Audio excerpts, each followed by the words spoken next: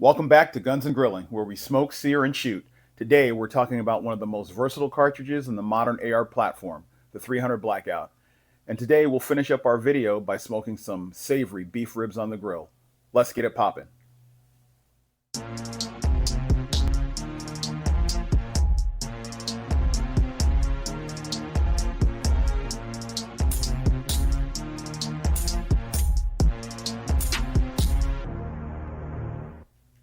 The 300 Blackout has earned a loyal following for its balance of power, performance, and flexibility, especially in short-barreled rifles and suppressed setups.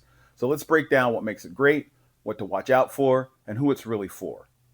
So the 300 Blackout was developed to bring to market a cartridge that could run reliably in an AR-15 platform, use standard AR-15 5.56 magazines, and deliver 30 caliber performance, all while being suppressed and effective in short barrels. In other words, the 300 Blackout was designed to give a 30 caliber punch without needing a whole new rifle.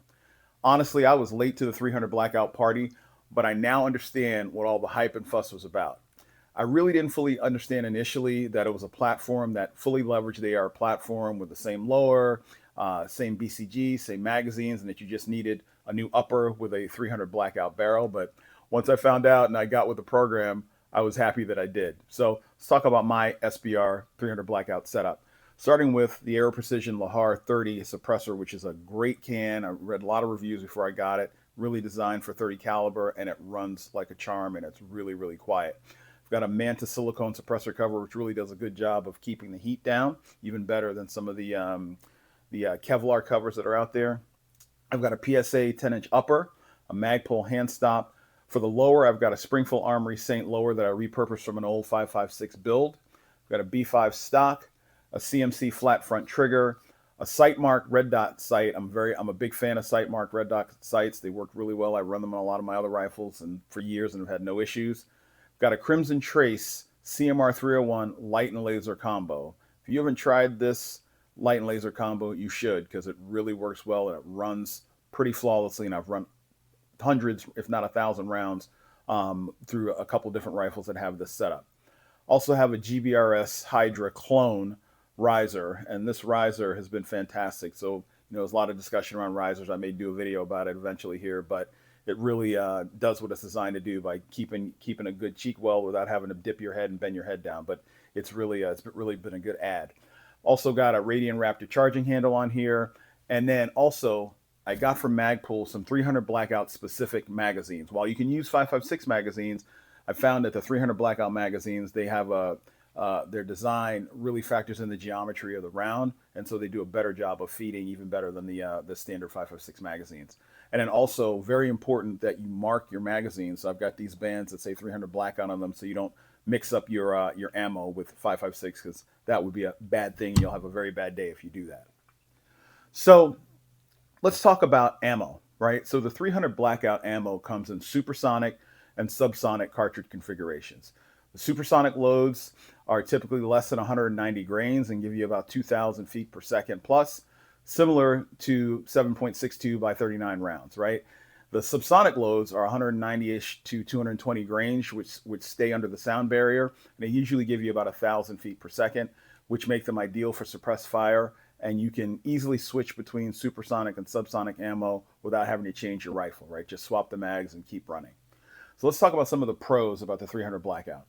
Excellent suppression performance, right? So when you pair it with a quality suppression suppressor like I have, subsonic 300 Blackout is whisper quiet. So it's perfect for tactical exploits, some hunting, definitely home defense applications. If you don't want, a loud concussive blast in your home, does a really good job. Short barrel efficiency, unlike the 5.56, which does lose some velocity in short barrels, the 300 Blackout maintains solid energy even out of an 8 or 9-inch barrel. It's also comparable with standard AR-15 parts like we talked about, same mag, same bolt, just swap the barrel and you're ready to go. The 300 Blackout has some serious stopping power, right? It delivers a 30 caliber performance with potentially better barrier penetration and terminal ballistics than 5.56 in close quarter scenarios. It has a smooth recoil and impulse recoil and very controllable, especially when it's suppressed. It's soft, it's manageable, and it's easy to keep on target. So of course, no round is perfect. And when we think about the 300 Blackout, definitely the big thing that comes to mind is the cost of ammo. 300 Blackout is not cheap. Supers run anywhere from 55 to 65 cents a round, depending on what outlet you get them from. And the subs run even higher than that, up to 72, 75 cents a round, right? And so that's in contrast to your 5.56 and 2.23 rounds, which you can get for 40, 45 cents a round, again, depending on what outlet you get them from.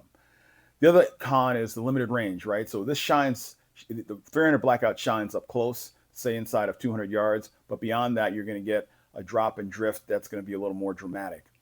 Another big con is the ammo confusion risk, right? The cartridges look similar to 5.56, but if you mix them up, that can be catastrophic for your weapon. You can have a really bad day, blow up a barrel, get hurt, etc. And so you want to make sure you mark your magazines and your magazines very carefully and very clearly that it's 300 Blackout and not 5.56. The other con is some of the availability of 300 Blackout. It's not as ubiquitous as the 5.56 or 2.23, which also drives up the price. So when we think about the pros and cons and we think about what the best use case is for a 300 Blackout, who's a 300 Blackout really for? I would say if you want a short suppressed rifle that's ideal for home defense, some hunting applications or tactical use, 300 Blackout is a home run, right? If you're a range shooter that's looking for cheap ammo and long range precision, the 300 Blackout's probably not for you, right? You want to steer away from this. But if you want that quiet power in a compact package, this cartridge, it really hits the sweet spot. So at the end of the day, the 300 Blackout gives you something special. You know, it's a hard-hitting, suppressor-friendly cartridge that turns an ordinary AR into a highly capable close quarter weapons powerhouse. And so whether you're protecting your home or you're out chasing hogs, the 300 Blackout gets it done pretty quietly and efficiently. I happen to love mine. I love running it. It's fantastic. It is a home defense rifle of mine as well. And so it took me a while to get here, but I'm glad I got here and I'm really enjoying shooting it. So great discussion on the 300 Blackout. As always, it's time to move up to the kitchen and get ready to smoke some delicious and savory beef ribs. We'll see you upstairs. Thanks for your time. All right, great discussion on the 300 Blackout. Let's get to cracking on these ribs. So I prepped these beef ribs. I've got 2 slabs here of beef ribs that I prepped yesterday. And basically, I used mustard as a binder on both sides. And then for a rub, I used this Meat Church Holy Cow barbecue rub, which is really designed for beef. And so heavy, generous rub on both sides of these beef ribs. The other things we'll need today, we'll need some squeezed parquet or stick butter, whatever you want. I like to use a little tiger sauce as well for a little heat, and then your favorite barbecue sauce. We'll get to these elements when we're ready to wrap these ribs. So we're gonna put these ribs on the grill, and then we'll get them started. I expect that these will take maybe 5 hours, but we'll figure it out, and I'll see you on the grill. Thanks. Okay, folks, on the grill. Got the grill set here to about 250. I'll let it get as high as 275. Not a big deal. Indirect rolling pecan smoke, and so we're gonna throw these slabs of ribs on here and let them run.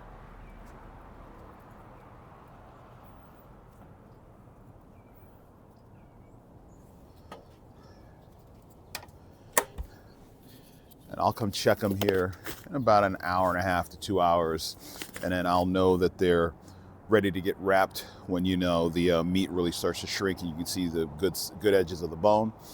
And then we'll wrap them. I'll show you how I wrap them, and then we'll let them go until they get nice and fork tender. I like my beef ribs fork tender, a little fall off the bone. My wife likes them that way too, but we'll be back. All right, let's get after these ribs here. Let's see what they're looking like.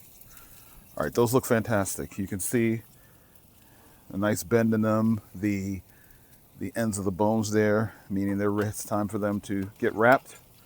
So what we'll do is we'll start setting up this foil so we can wrap these ribs and put them back on the smoker to get them finished up here. So what we'll do is I'll take some of this squeezed parquet, drop them across the foil here like so. Then I'll take some of this tiger sauce, which I love because it gives a little heat. I'll just sprinkle some tiger sauce here right on top of the squeezed parquet. And then whatever your favorite barbecue sauce is, lay that down as well.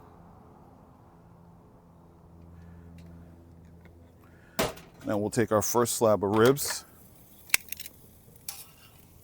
and we'll lay it meat side down onto this butter and sauce and tiger sauce concoction here. And then I'll add a little more sauce on the back side.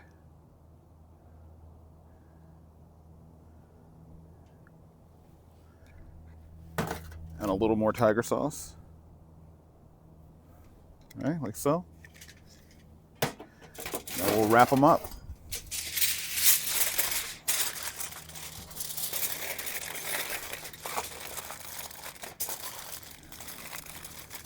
A good wrap. Stick them back on the smoker.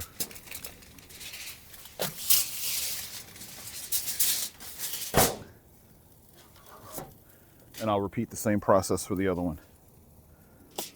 We'll squeeze parquet.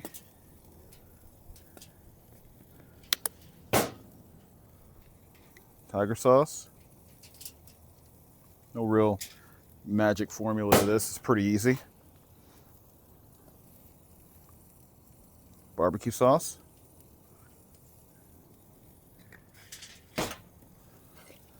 And then take your ribs, meat side down.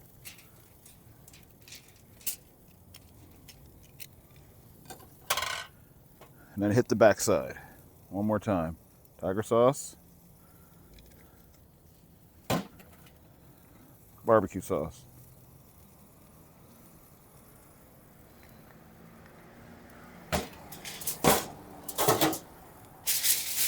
Wrap them up.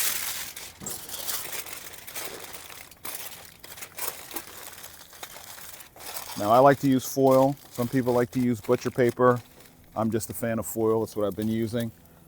Wrap them both up, throw them back on the smoker, let it run. And then what we'll do is we'll come check these in about an hour and a half, and they should be probe tender and ready to come off, and then we'll start to taste. That's it. See you shortly. All right, back in the kitchen. So just took these ribs off the grill. They look fantastic. Took me total of, looks like about 4 hours, 4.5 hours for this cook, including the first couple of hours unwrapped and then another couple of hours wrapped. These have come out exactly how I like them. They are probe tender and they are pretty much fall off the bone, just ripping apart. So let's just give this one of these a taste here. Oh, look at that. Beautiful, nice smoke ring. Perfect. Savory. Savory. Great back heat from the tiger sauce. So these came out fantastic. So these are really easy to make. Give them a try. You know, beef ribs are, like I said, pretty easy to make and don't take a whole lot of time to get done. But again, if you're enjoying this content, like, comment, subscribe. If you're enjoying the firearm content, the cooking content, comment on whatever you'd like. Give me ideas on what you'd like to see me cook. Give me more ideas on what you'd like to see me cover from a firearm content. We really appreciate your support on the channel. And I look forward to the next episode of Guns and Grilling. And as always, smoke, sear, and shoot. Thanks. Take care. Bye-bye.